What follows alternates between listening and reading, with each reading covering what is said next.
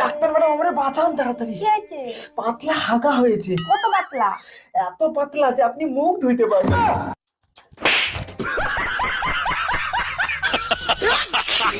তোর ব্যাং ভাল লাগে না, আমি তোতলা বলে সবাই খেলে মানে খেপাই, তাই ব্যাং ভাল লাগে না। কিরে পটল, তুই নাকি বাড়িতে চুরি করেছিস? তোর মা বললো। চল আমি তুলি কলি নাই। তোর মা বলেছে তুই চুরি করেছিস। দুলবালা। ওই দেখ, তুই দুলবেলা চুরি করেছিস। তোর মা এটাই বলেছে। তুই দাঁড়া, তোর মাকে এ এখনই। ভাই এই চল না, আমি তুলি কলি নি, এই চল আমি তুলি। अच्छा, मेरे आने से आपकी लाइफ में क्या क्या चेंजेस आए हैं? ज्यादा नहीं, पहले जिंदा था, अब जीने लगा हूँ।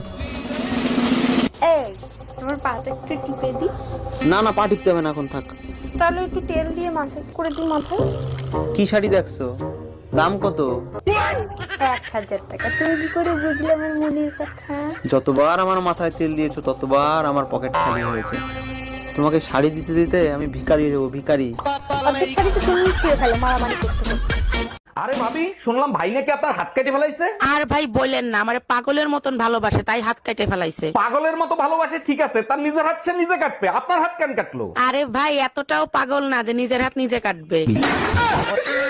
এই তুই লজ্জা করে না হাঁটুর বয়সে একটা ছেলের সাথে প্রেম করিস? তোর যা মনে চাই তুই তাই কর, বিয়ে আমি মামুন রেই করবো। আরে গাধা, ও তোর থেকে 5 বছরের ছোট। আরে তাতে কি হয়েছে, আমি 5 বছর পরে বিয়ে করব।